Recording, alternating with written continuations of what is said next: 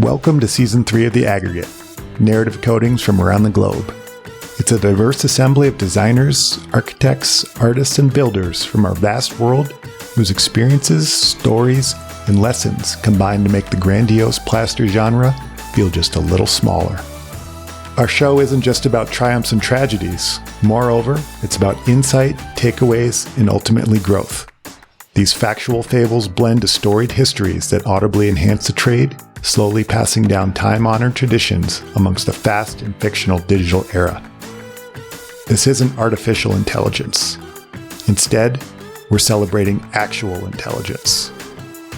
So take a third breath as New Age Artisans coats the planet and changes the standards of what it means to educate, empower, and create. I'm your host, Jeremy Mistretta, along with my friend on the dials, Vincent Ryan, and welcome to our show. All right, welcome back, plaster people. How's it all going today? Season 3, Episode 3 of The Aggregate. Hopefully everyone is settling in nicely. It's December now. It's cold here. It's dark here. And it's busy here. Hustle and bustles, it's amongst us. Everyone wants into their new homes, and simultaneously they'd like to wrap up their financials before the fiscal year ends. I think it's wild to look at homes and place a value on them. Of course, there's the accoutrements on the inside of the furniture, the artwork, and the decor. But then there's the actual structure, the bones of the home. It could be stick or steel or masonry block. And it's all important, and it has to be. It's what holds the domicile up and provides shelter to the elements.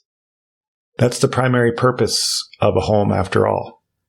Once it was a cave, and now, at the end of the year in some parts of the world, it's what I like to call a monument to money, a way in which inhabitants can flaunt their wealth and creativity. That's definitely, that's somewhat of a one-sided thought. But in other parts of the world, it's a safe space. It's where families can gather, can eat, sleep, and thrive. No matter where you live on our planet, a home is needed. We're in the thick of it now, crafting homes for the world's elite. And if I sound sarcastic and slightly jaded on my perspective, I'll be honest, it's kind of because I am. And if you're listening and you detect some hypocrisy on my approach, you're right, too. Won't lie about that. I need these homes, and they need me. It's a beautiful, messy, vicious cycle of codependency that I'll be riding for many more years. And I'll be totally honest. I absolutely love it. I do, or else I wouldn't be doing it. I love the hustle. I love the challenge, the creativity, the end result. And with our current direction at New Age Artisans, I love the ability to take a craft that's already unique and put a different spin on it. One in which grants access to the trades and creates inspiration all in itself. This is what scratches my itch. When I meet a stranger and we have some surface level conversation, they always ask what I do. And I tell them I'm a plaster contractor. Here in the US, they'll often say, "Oh, like a drywaller." I've got a lot of prescripted answers for them on that question. No, I'm not a drywaller. We're veneer installers. The drywall is hung and taped, and color is integrated in the mud, and it gets troweled on a wall. When dry, the surface has a three-dimensional look, but it's flat to the touch. I really kind of watch as people's minds spin, and they say, "So it's not like paint." No, it's not like paint. Then, depending on their level of interest, we go down a rabbit hole of a conversation, or we just switch to the weather. And I'm fine with either direction.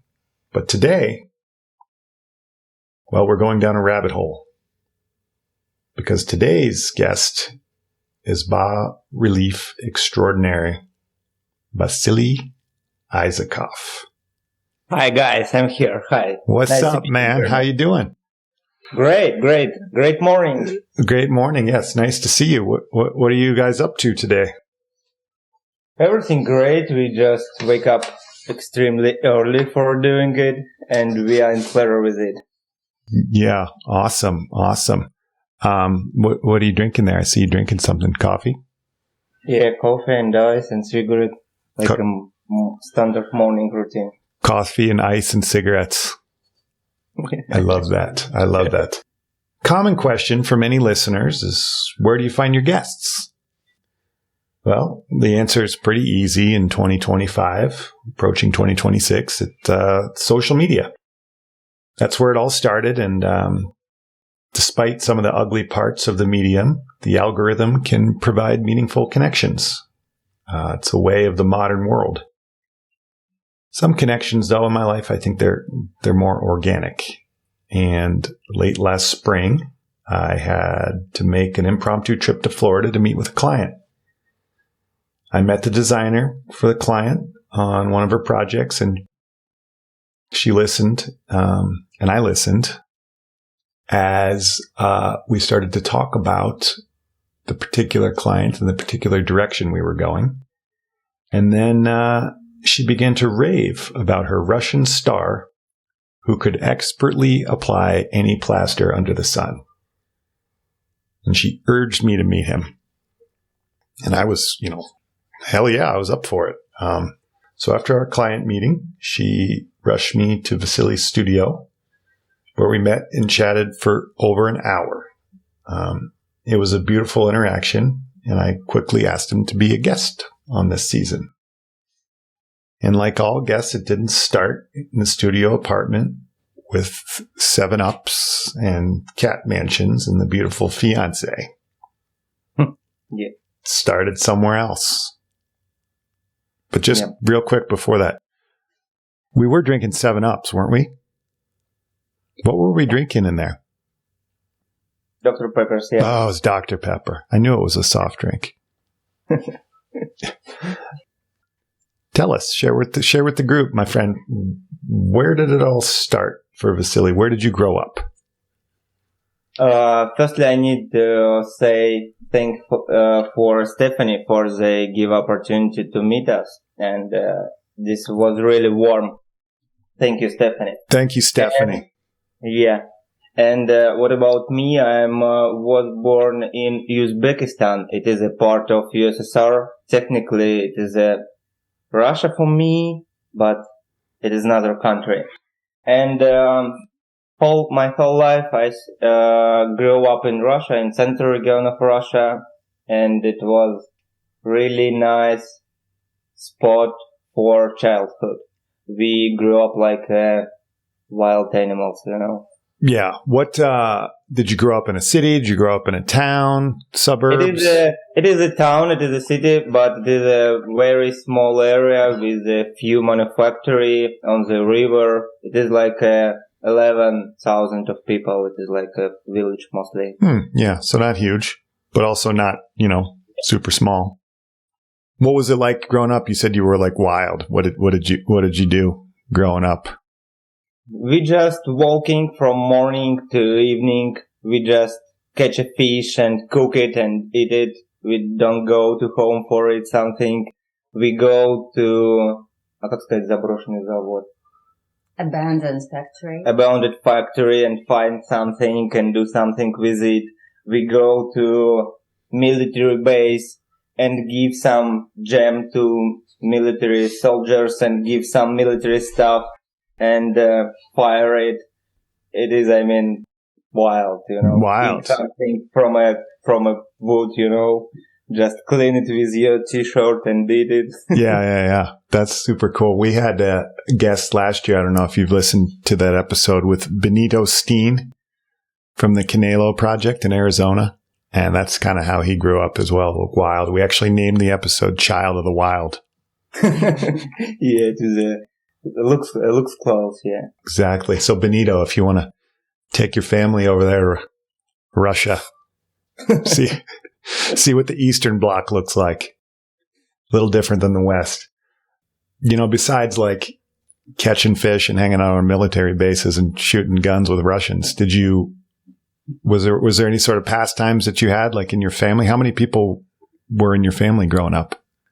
Where I've grown up, I have 2 older sisters, and in my childhood, I have a whole family and mother and father, but after they go divorce and we grow up in love, mostly. Mm-hmm. We just feel some family issues. Cool. Did you do any sports or anything like any? I hate sports my whole life. I don't know why, but now in 35, I'm with the small steps have a connection to sport. Yeah. Only now I understand for what we need to do it. Mm-hmm. And now I do morning yoga and cold shower and try to do it постоянно. Regularly. Yeah. But I'm on the way. Yeah. So you weren't into like any sort of collective sports team, no? No, I'm not attracted to this topic. Yeah. It's most interesting for me just go to some new territory and research it. Find something, try to understand something.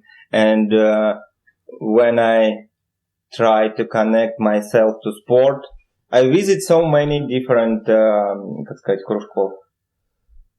different type of sport section. Mm-hmm. But I meet only one or twice and leave. I don't connect to this. I try to understand why we need to get something heavy and put it back and can give it. I don't understand why for what we do it. Yeah. And then so you weren't like the Eastern European basketball star. All the guys will play like in the European leagues and then they'll come over and it's just like, who's like a big Eastern European basketball star, Vin?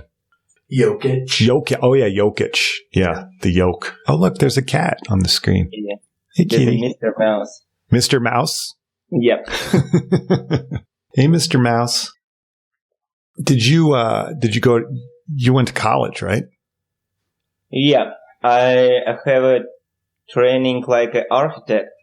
I don't know how we call it here. It is a college or it is a 3-year study. Mm-hmm. And after we discuss with our teachers and they recommend us don't go to another level training. They recommend us go to market and do some real work. Mm-hmm. Got it. And what did you study there? Was it civil engineering, right? It is a civil engineering, yeah. It is an architectural training, but mostly they prepare us like helpers for architect. Mm-hmm. Technical specialists. We cool in drawing and partly in engineering stuff. We like between technical constructor and architect, part of chain. Yeah, right there in the middle. Got it. And how old were you? 35 or 36 or 37. When you were in school, though? I go to this training in 16 and ended in 19. 16 to 19? Yeah. Got it. So you finished high school when you were 16? Yeah. Yeah. Is that pretty normal over there in Russia? It is a little bit earlier. It is happened like this because I go to first class in a 5-year-old and in December I have a 6-year-old. It is go like this because in Russia first 3 class curate one teacher. And if I don't go in this year to cool teacher, I lost my opportunity to be in cool group. This is the reason why my parents put me a little bit earlier than we really need. Yeah. Got it. Something kind of similar here. Yeah, it's all about, what day your birthday is, very similar. And our son was kind of young for his grade, so we just wanted to get him out of It is feel interesting because you set up yourself like an extra person in childhood. Mm-hmm. You feel yourself like тот, кто делает раньше, потому что все более старые в классе, и ты чувствуешь себя как тот, кто идет впереди них, как будто ты выиграл год. Sorry for this. Oh, no, it's fine. It's authentic, buddy. It's, wow, that's a deep thought. So, you set up yourself like being an overachiever because you're the youngest and you're, the youngest one, and you just, feel like you're moving ahead, winning extra year, extra time for yourself early in the childhood. And you connect to the thing like your real norm. Mm-hmm. Yeah, that makes sense. Norm for you. And this is the thing, it is like part of fire inside me who give me energy to go up. Go out and conquer the world. And then when you were out conquering the world, right out of college, civil engineer, what sort of projects did you work on? It is interesting way because first 3 years after studying, I work in event industry. I do huge laser show and 3D mapping show. Looks different, but in general, it is a same work. It is go to like a architectural plate because I work with a color, with a shape, with the people, with emotion. It is not directly same, but in general, it is like one topic for me. Mm-hmm. In this company, I have another main and important point for me because in these 3 years I was super young and we work in super young team and we do huge and important projects in Russia with some big company and government and something like this. And this 3 year of experience give me, как сказать, желание работать с большими проектами. Desire to work with big. Desire to working with a big project because now if I do something small, I don't feel energy with it. It is like sometimes it is looks like a destructive way because I'm every day need something big for feel myself alive. Mm-hmm. But I use it like a plus. I try don't see minus of this type of thing. I try to use it like a force. I love that. Yeah. I'm kind of the same way too. Like little smaller projects, we've kind of gravitated away from them, and I'm really like involved in just getting in something that just like gives me more, anytime somebody's like, oh, we have a hood or a fireplace, will you plaster it? I'm like, no, I'll call this person and they'll buy our plaster and they'll put it up. But like for, I'm like, give me a huge house. Give me something that like nobody will touch, and let's figure out how we can just tame the beast.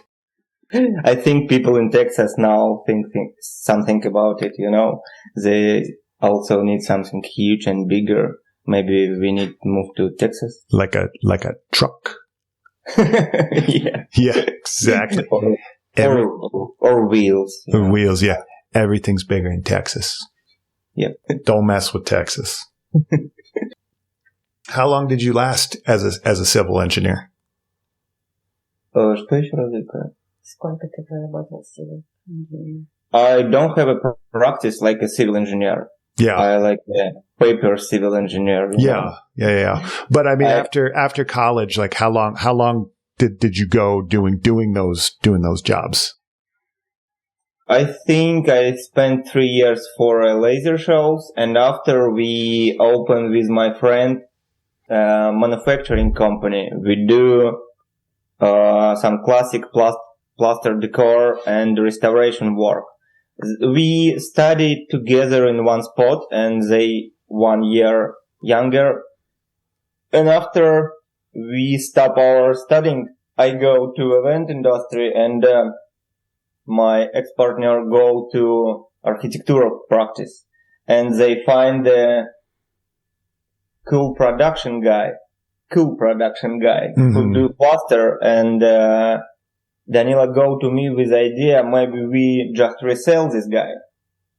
And we give this idea and go to market and find a client, and this guy don't produce something with a normal quality for us.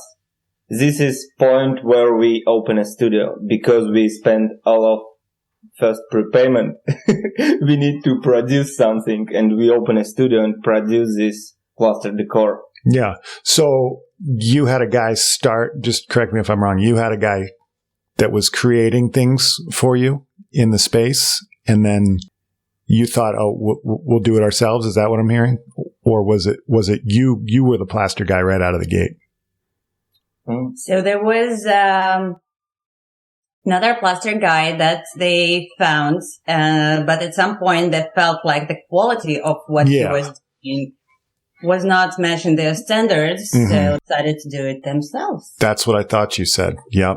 If you want, only because we spent first prepayment. If we don't spend, maybe we put it back.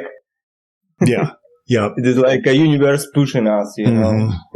Yeah. If you want, I tell everybody, if you want something done right, do it yourself. Yeah. It's just kind of the way it goes, unfortunately. It is a lesson which we study in this point. So, you saw this, you saw the creations he was making, you saw the sculptures, and you loved them, and you thought, I can do this better myself. What sort of creations were there, and what were they used for? They do some just standard thing like crown moldings and pilaster and column, and something like this, some decor for a ceiling, classical, historical way, architectural parts. Got it. And then what kind of plaster was it? Was it gypsum plaster? It is gypsum, yeah. It is gypsum. And you guys were creating all the molds yourself and running them? We firstly don't know something about how manufacture it. And we go to research and study everything. Firstly, we deep research every books which we find and every masters which we find. After we research whole plaster territory, we go to closed territory like metal workers. Because they have a liquid metal, they put it in form, they have small spheres inside, they have the same problems. And we try to find some decision how we can produce it. And we put it like a goal, make a new standard working in a whole industry in Russia. We find this goal maybe 10 years ago, and now I can say maybe 80% manufacturing company in Russia working with our standards and use our standards of quality and something like this. Wow. Yeah. It is not shine, sounds not shine, but we rebuild whole industry. We include some modern way to manage it, to find a creative decision. Yeah, we do great work. Yeah. And that's always the thing. Like, you can do one small thing but like, how do you bring it? And then how do you scale it? And then how do you also on top of it too, what I learned, I mean, we only have 15 employees here. It's not a lot compared to some of these other people I know that have hundreds and hundreds of employees, but it's still kind of the same idea. How do you scale what you have? And then at some point in time, it becomes the notion that you're not focusing as much on your craft as you're focusing on running a business. Yeah. That's always the hard part. Was that kind of a hard part for you? Sounds like a hard part, but I prefer call this type of thing interesting thing. Not hard thing, just interesting thing. It is clear manipulate, but I do it with myself. If I call it interesting thing, this K open another way. I see on this thing not like in a scary condition. I'm in enthusiast tone and I try to find a decision. And if I call the thing hard, I'm just sleep, If I see something hard, I not prefer to do something hard. Like it is like I work with a sport, for what we do hard. Maybe we find some another way and do it easy. It is, and I understand it's manipulate with myself, but it is give me light vibe on this way, on this not easy way. Yeah. What about the plaster? Like, you're obviously a wildly intelligent individual. learning how to scale a business and, having this formal background in education and this awesome child upbringing. What about the plaster why did that really scratch your itch? Why did you feel that was the draw for you? It is an interesting question. And for me, I find this question in Turkey, in Istanbul. We have a great meeting with a UK artist, April K. In Istanbul. They have a training like architecture in Istanbul, and we meet here. And we do some collaborate project. And we ask us why we use a plaster, why we use a plywood, why we use a screw, why we don't use some classical artist stuff like brushes, And we find us in a point where we are both architects. We are both have a good feeling about brutalism architecture. Both feel a plaster like a very historical and very, как сказать, прозрачный, без настроения, максимально нейтральный материал.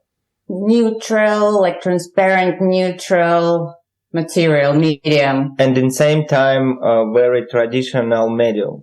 Mm-hmm. It is the same point why we use a white paper, which when we make a 3D maquette of architecture, why we don't use a color.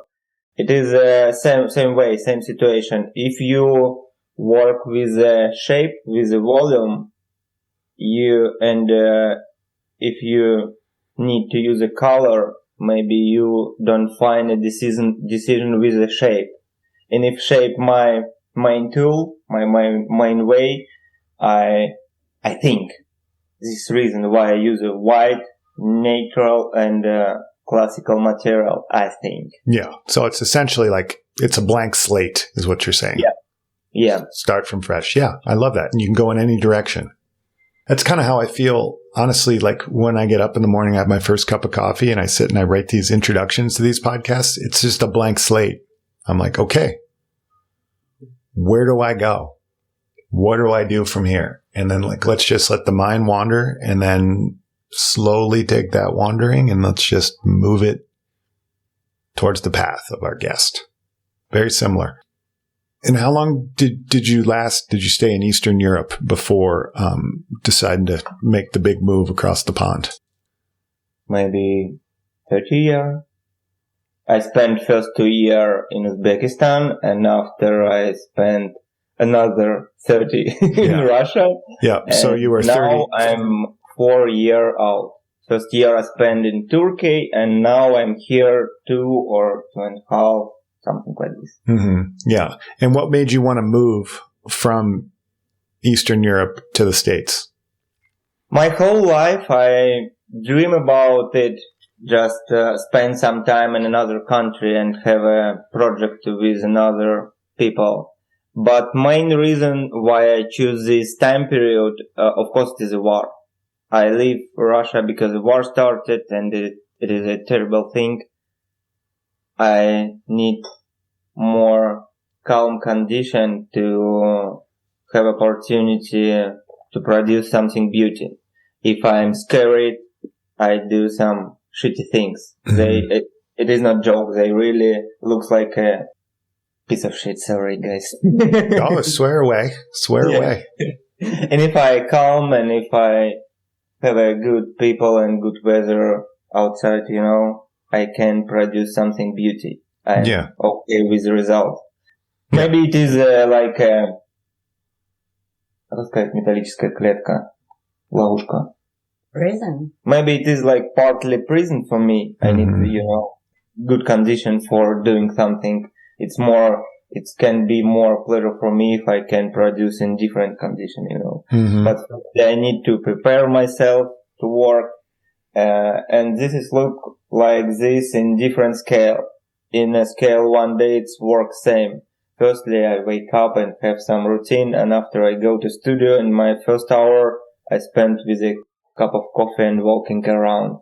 And this 1 hour looks like I spend my time to zero result, but it is important for me just walking around, like a flying bird around. I choose a moment and go to work. Yep. Walk around, and then when the spirit moves you, you strike.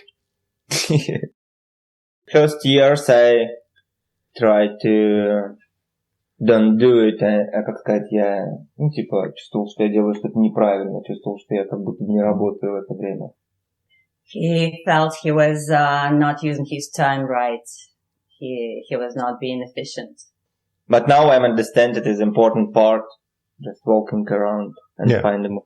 Part of the process, yeah. And maybe don't find a mood and generate the right mood. Mm-hmm. Yeah, I like that. Yeah. Let's take a quick break, and then upon our return, we're going to get into the nitty-gritty of all this great work that you produce when the mood is right. Let's go. I fill my coffee. Yeah. Hey team, Vincent here. Many have mentioned that plaster is having a moment. At New Age Artisans, we're happy about that, and add that plaster is the moment. As our world continues to spin faster and faster every day, this magical medium offers innate and constant beauty and commands us to engage our senses, giving us greatest gift of all, presence. As we admire carved pieces, ornate cornices, rendered facades, and veneer coatings, the impossibility to encapsulate the word plaster into a simple and cohesive definition is evident. Each country, region, and township can have their own meanings, uses, and purposes for plaster. And as the public stares at shiny internet images, the demand for knowledge has become more prevalent, with architects, designers, builders, and homeowners being tasked with repairing, restoring, or recreating elements of this lost art form. Historical information is sparse and is the gateway to entrance into the trade.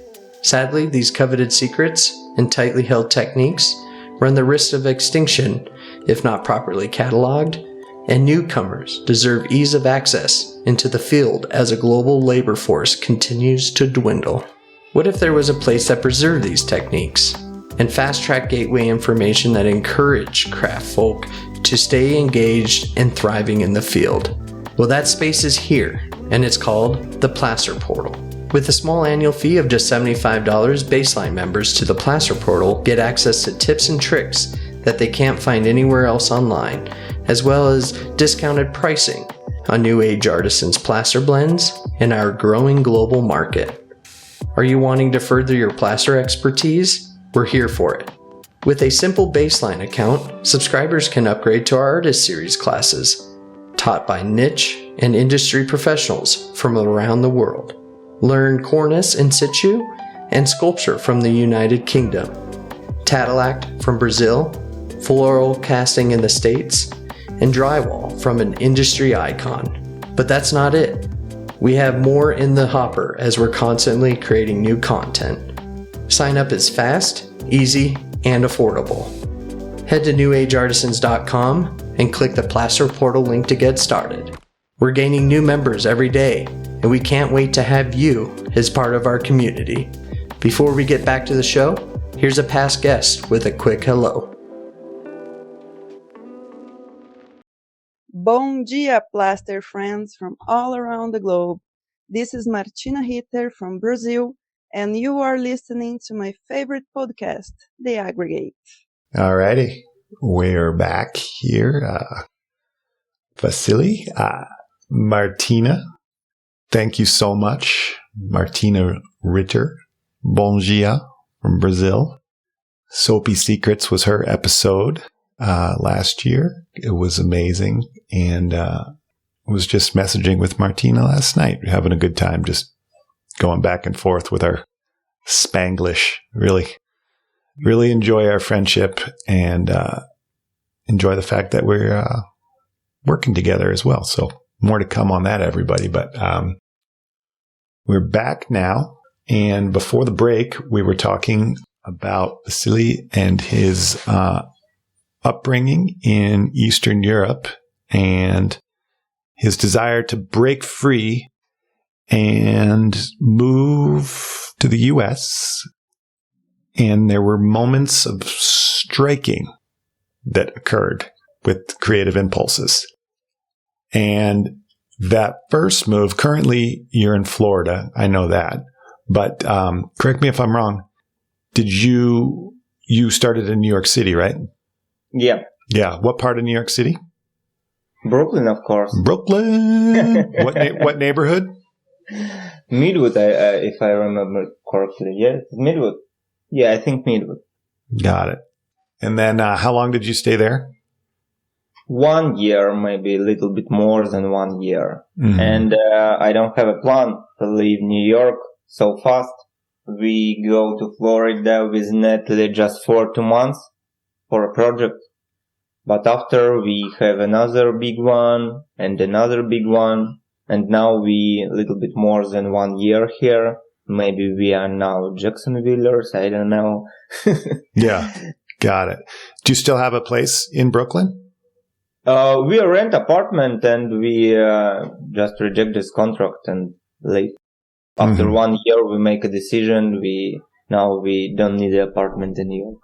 Yeah, got it. It's a little colder in New York than it is in Florida. Very cold. Crazy cold. More colder than in Moscow. I was just in New York in September. We didn't go over to Brooklyn, but we were just kind of hanging out in Manhattan with the family and the kids and stuff. Yeah. It was fun. Great time. Yeah. Great time. You're great in September. Yeah. My favorite part of New York City is when I get there.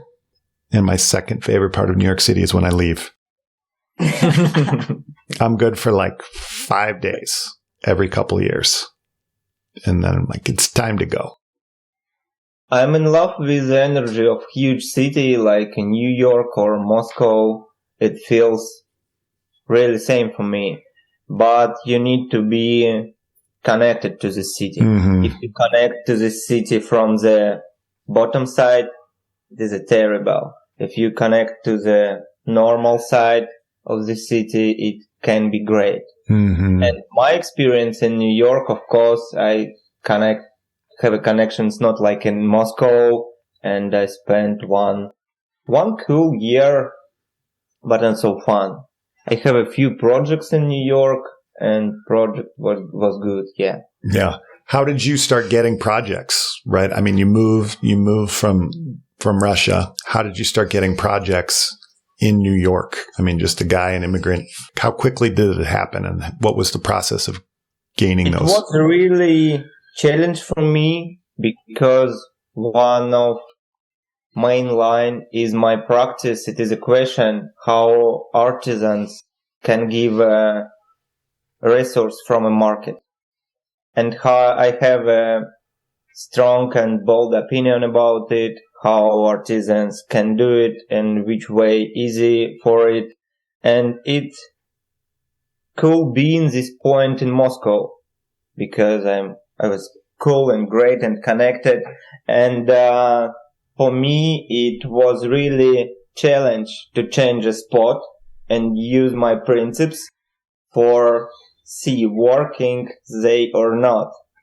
And this is a little bit, как сказать, было волнительно. It was very excited for me because I'm in love when I'm right, and I feel myself prepared to test my theories, all theories, and another spot.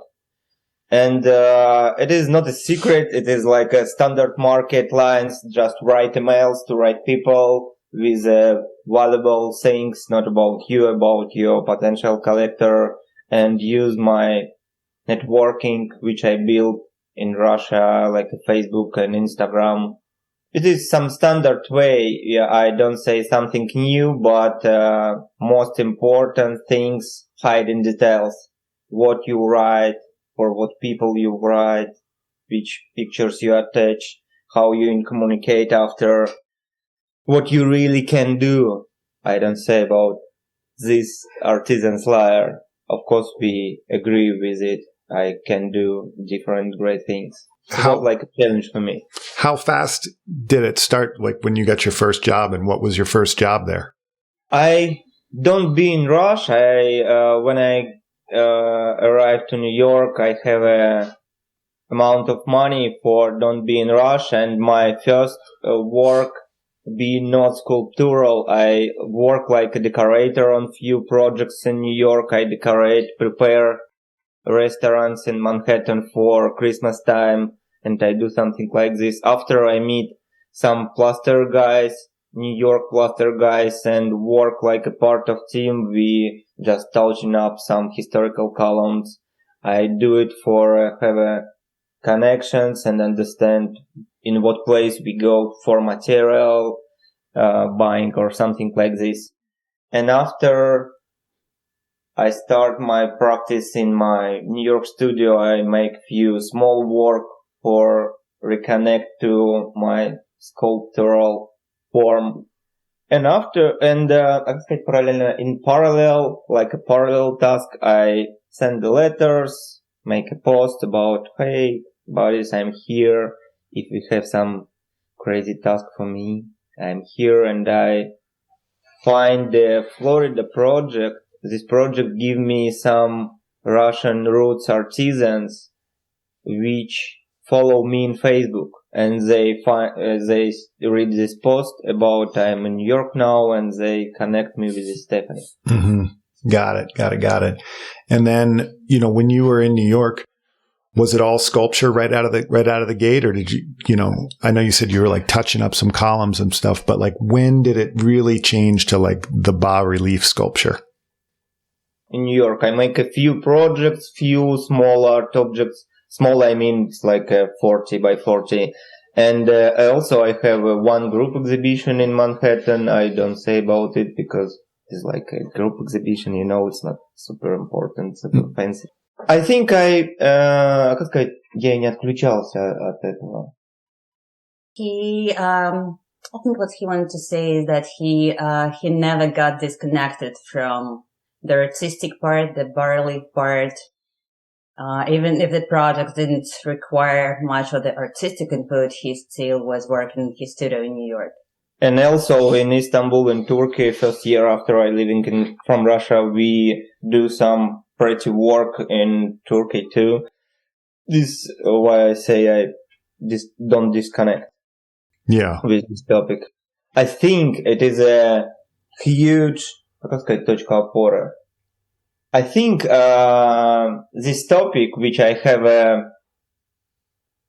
like a practice of my life, it is a huge resource for in a moment when you migrate, when you create your social connections and something like this.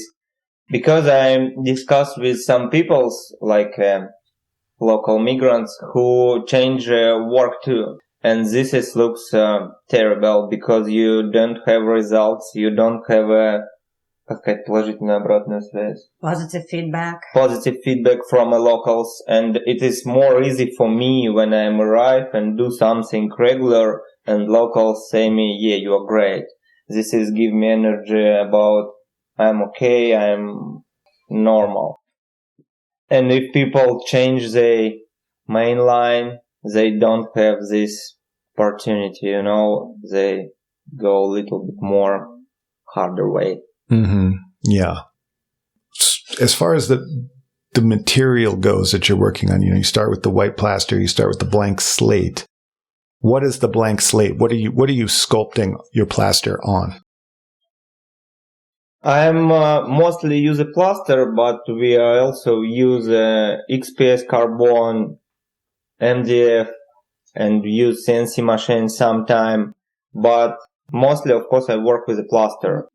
And when I start with a bas relief work, I'm use drywall, I'm use plywood, I'm use just a regular construction material. Mm-hmm. Any sort of sheet good. Call it canvas, yeah. And if we do something bigger, we put a wooden frame on back or metal frame on back if we do something real huge. And besides a cup of coffee and the ciggy smoke, where do you find inspiration? Everywhere, buddy. I think this topic very interesting for I choose a phrase. Sorry for it. I think this topic interests for dilettantes. And if you're really pro inside, you feel inspiration everywhere. And another topic, you can work without inspiration if you pro. You just wake up, you give a task, we do something floral or geometry, and if you pro, you find decision. And if you some fluffy and fresh artisans, you need inspiration or you need something special or something like this, It is my topic. And I think if you pro, you can give result in some terrible situations. Mm-hmm. This is how pro working, I think. How pro looks like a pro for me. And it's funny, the terrible situations, like working under the pressure of how do we create this? I talk about it all the time about like terrible situations in the workplace and like what I've had to like push through to be able to get plaster on the wall and be successful and make everybody happy at the end of the day, or at least try to make everybody happy at the end of the day. What is a good example of something like that that's happened while working for you, like a stressful situation? If we ask me about some huge and great projects, and I give her some answer, and if we see closely, we find a terrible thing inside. Every huge and great project, if I call it like this, we definitely have some terrible things inside. 1 year ago, we have a side project in New York. My ex-partner from Russia produced a white, huge castle, barrel castle for a perfume company. And they produce maybe 12, maybe 20 castles for worldwide shop network. And one of they ship to New York and they crack it. Oh. And we have only 3 days before boutique open. And this boutique on Madison Avenue is a huge 1 million boutique, I think. Yeah. Or 10, I don't know. And this was really stressful. Мы ругались. Чат был просто кровавым. Yeah. And our chat was bloody inside. But we are finding result, and I spent whole 3 days and sleep on на матрасе в этом парфюмерном бутике. And sleep on a mattress on this perfume boutique on the floor, wake up and put a glue, and if I have a time, I go to sleep and wake up with alarm and put another layer. And this was really stressful, but now I remember with a smile, Yeah. Remember like a fun project, but inside it's totally bloody. Yeah. It's a fun project, but inside it's bloody. I like that. Yeah. When, oh God. Yeah. I can think of all sorts of things that have happened with us staying there or on jobs or, just playing through, working all night, working all day and then working all night.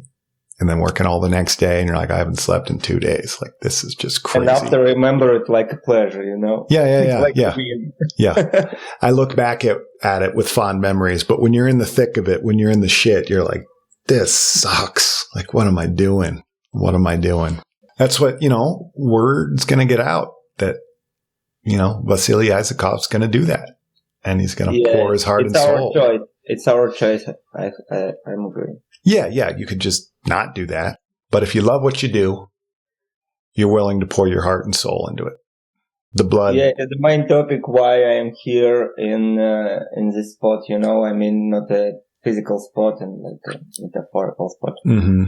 It's all about the metaphorical spot, especially in this day and age, it's just such a weird world we live in and nobody quite knows what exactly is going on anymore. So it's nice to like be connected to like grounded roots, and be fully enveloped in what we're doing, especially with what you're doing and just like this crazy, like intimate connection to the pieces that you're sculpting.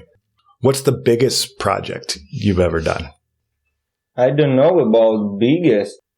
Our whole projects in our studio here and in Russia was not super big. I mean, from architectural wise, it's not a city, it's not a house, it's not a borough. We don't make a new roads, we don't make a bridges. But in same point, we do some huge, and I don't know how big it in inches, but I can say it in stages. It is a 4-year with 3 stages in one shape, and we do both relief with these 3 stages in whole territory.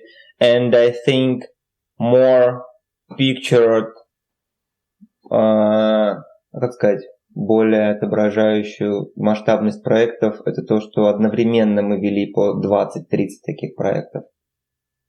So the scale is felt really well in the way they handled like 20 or 30 projects at once. Yeah, in the same time. That's no small feat. And also, of course, we do some huge panels in theaters and in some fancy shop malls in center of Russia, and do some huge panels in Emirates, in hotels. You were talking about metal as well, like working with some metal. What do you think besides plaster? What is your favorite medium in the world of construction? What other material do you really like other than just plaster? I think it is stone. I think it is a metal, and it is a real wood. I think it is a standard line from Art Deco material palette, some pretty and valuable classical way materials, like copper, like marble, like oak wood. I think it is a timeless piece, and we don't find something new on this territory. Yeah, so any of those classical materials you love? Yeah, it is main reason why I choose it. I think it is my architectural study route. I choose this material because they, как сказать, красиво стареют. They age gracefully. Ooh. If we do some plastic and thing which imitate real stone, they stay in this condition. And if we use a stone, they go from white to dark condition with 20 years. And this is another serial for me, Yeah. I love how material going through the age. Patinas through time. Yeah. Yes. You can't imitate it. You just, it is one way to use a real material and see how they're going. Yeah. And that's probably, I was saying earlier, and I was talking with some cynicism about some of the things we do, because, designers will look and they'll see things on Instagram and Pinterest and Facebook, and they'll show us these photos and they'll say, we want it like this. How do we do this? And I'm like, you just need time. Yeah, you just not need just the 20 time, more years. Yeah, not the time to do it, but the time to allow the material to mature. That's what you need in order to get this patina, the patina of time. And if you don't give it time, it's going to look fabricated. It's going to look fake. It's going to look like plastic. Yeah. And people just don't understand that. And it's really probably one of my biggest challenges. I think you can be free from this challenge because I try to be not rude. Because it is a thing not for every people in a good way. It is a not easy way to understand. And if you, like a person, have a abstract level of thinking, you have opportunity to connect to this topic. And if we with you go to some low borough and try to understand it, I think we do some zero profit work, and for us and for these people and for our real client. And sometimes some of the zero profit works some of those are at times, sometimes could be the most rewarding because what you learn throughout the process. And I've looked back, especially, we were talking about like when you're in the shit and it's just, oh God, you're just in the trenches and you're fighting so hard to get it done. You look back at that years later with fond memories and you smile and you think about it. What do you think? You're 35 years old. You're moving forward quite nicely in life. Well done. What do you think is your most memorable project to date? Something that just really filled your cup, something that just made you the happiest.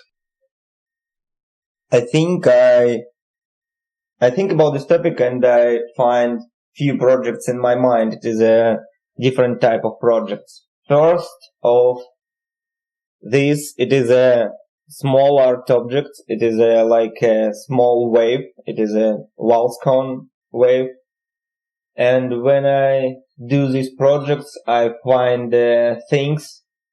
It is not important how much time you spend with a piece, because you do it not for yourself, not for your colleagues, and your colleagues can see how many time you spend here. You do it for a market and for collectors. Mm-hmm. And for the most important thing, it is how it look, not how many time you spend with it. And this insight I find in a process doing small piece. And another one, it is like a new level project for me. It is a project called Asia 2. We do, it is a wall relief, boring wall relief with an Asian motif. And which new in this project, we put a phrase on top. We don't do it earlier, and in this project, we find this idea and this topic be break for me, for collectors too. Not just make a relief and make like another step, some modern step, and we write some important things on top of relief. I think it is a cool project, yeah. Yeah, so you wrote like some insignia, like some sayings? No, it is not things. It is an important thing from a brief, from a client brief, and we don't picture it in relief. And after we remember it. Oh, got it. Just put it on top. Yep. Got it. And this reason why it's super brave, Mm-hmm. Got it. And this phrase, it enjoy the silence. We just put a phrase on top of a relief, and inside the relief, motif say to us same thing. Enjoy the silence. Yeah. Yeah, I like that. That the older I get, I'm 45. I'm 10 years older than you. The older I get, the more and more I just seem to enjoy the silence. Just sitting there, being alone with my thoughts, having my cup of coffee, having my metaphorical ciggy, and just staring at the wall and just having a whole think tank of conversations with myself. I think it is pleasure if you can do it with yourself, buddy. Yeah. Yeah, I know few people who can't be in pleasure with themselves, Yeah, it's really it's a challenge to be able to sit there in silence and be okay with it, especially for me too. And anybody who knows me is going to tell you the truth. I mean, God damn it, I have a podcast. Obviously, I'm an extrovert for sure. Clearly, I'm an extrovert. I like to talk to people. I like to, talk about the plaster. I like to talk about the weather. And I also am fine with sitting in silence. I really love music and I love to put music on. I love to listen to music. But also, again, like having the ability to just not even have the music and to just be okay with the muse of the silence. That's what I think is beautiful. It sounds like you're kind of the same way. I think it's easy for us because we grow up with situation like this, and now more younger generation have a TikTok challenge. They just try to sit in a silence for 10 or 15 minutes, and it is not possible for they film it and put it on social media. They use it like a challenge, just sit 50 minutes. Yeah, I know. It's wild. It's crazy, and again too, like Instagram is certainly like it's an addiction, and it can be a bad addiction. And I certainly find myself just clicking the button and looking real quick, I'm like, what am I doing? Like, what am I doing? Stop what I'm doing. But it's part of life. And I think just being aware of your surroundings is key, and realizing when it's time to just slow it down, create some bas relief, and move to the next chapter. What do you think, what will the future hold for you moving forward? Something pretty, I think. I have a topic or things about my life. Every year, if I hold myself here and try to re-put myself in this condition for 1 year earlier, как сказать, из более раннего состояния, я бы сказал, что это невозможно, что это психодел. So where he is now, every year, where he is now, he's looking where he is now and trying to imagine it from the state of 1 year before that. Would he even be able to picture himself there, where he is now? And every year he thinks... It is impossible. It looks like a LSD dream, It looks like impossible. It is work like this my whole life. But in the same time, I'm on my way. I don't know how it works.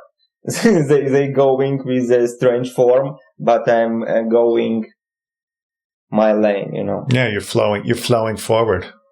Mm-hmm. Yeah. But sometimes it looks totally strange. Mm-hmm. Yeah. If you're going to close your eyes and have the ciggy and the smoke and the LSD dream, and you're going to go forward and flow into the future, where does the trip take you? If we try to discuss about my dream, about my mission, I have, как сказать, очень четкое представление. Very clear picture. Very clear picture, yeah. I try to rebuild my contemporary life here, but it is not only one line in my life. It is like, maybe it looks like a main project of my whole life, but it is like a laboratory where we try to find the answer how artisan get resource from market. And I dream about some artistic studio, it is not like a regular way studio. I dream about few spots in a different climate zone in the world where we can accelerate real bold artisans. Why I think we need to do it? I think we need to do it like society because in the past we have too many tasks for artisans. Every stairs do artisans. And if we have a big market, we have some brilliance inside, who have some high skills. And these people produce some art piece, really art piece. And now we don't have a big market for artisans. Every stairs do manufacturing. And we don't have a spots for a fine brilliance because not so many people inside with their hands. And now I think we have only one way. We can give bright artisans and accelerate it for they can do some brilliance piece. I hope I explain what I need to do. And I think it is a main line for us like thinkers in artisans territory, because artisans do very important thing here on the earth. Artisans do provide some form to ideas. it is sound very abstract, but it is clear. If we need feel cozy, we do some plaster walls, Mm-hmm. And this is how idea find a form. Yep. And if we need to be in warm spot, we do some wooden floor. This is how idea find a form. And this is my dream. Yeah. To a degree, speaking metaphorically in the LSD dream, you're like a conduit. You're a channel of sorts to take this thought, these deep ethereal thoughts, bring them into creation for the world. And you want to be able to fast track others into doing that. Yep. Nailed it. I like it. Yeah. That's the dream. That's the dream. All right. Well, That's the go. Yeah. I can tell you that we're up to very similar things here at New Age Artisans.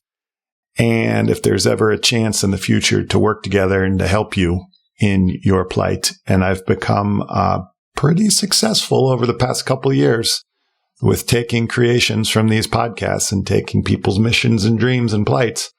And I don't think that I'm by any chance of making them happen for them, but I certainly have aided to a degree in some advancements with some people. So if I ever get the chance to work alongside you and help you in your mission, I would be thrilled to do that. Yep, thank you. Yeah. Well, thank you so much for joining us today. Thank you for invite. It's really a great point for me. It is my first interview in English, and most important, it is my first interview in English where I try to explain not easy things, Mm-hmm. some very abstract and deep things. Yeah. And this is like a challenge for me. My whole previous day, I going around with anxiety condition, and I don't send to Jeremy important information for me. I knew you were dodging. Last moment, Sorry for that. This is why I do it. I nervous a little, and how it can going, how my level of English, and I try to calm down myself and find the things. Just breathe out. Just have a good conversation like you can do. Yeah. Thank you for it. Oh, yeah. Well, I will be the first to tell you your English was great. Congratulations. Thank you, sir. Very, very well done. I try to practice it. Yes. Bravo, sir. Bravo. Yes. And we'll meet again soon. Yeah, we meet definitely. I hope we find a time to meet you in your great Montana region, and maybe we'll do some classes like we discussed with you earlier. Oh, yeah, that's right. Yeah. We're going to do that. Let's do it. Great. Easy. This spring. Everyone listening. Yep. We definitely do. We're doing it. I'm in love with make some practice and make some teachers, spend some teachers time with people who don't do something in whole life. And in Russia, we do some classes for zero skilled people, maybe one time in 2 months. And it was fun. Meet some people who do some computer work, on managing work, on sales work, and provide them to work with some physical things, make their hair dirty and hands dirty. Yeah, it is great. Yeah, perfect. Masterclass with Vasili at New Age Artisans. I like it. Yes. Thank you for inviting us. Thank you, Jeremy. Thank you. Great. Yes, we'll talk soon.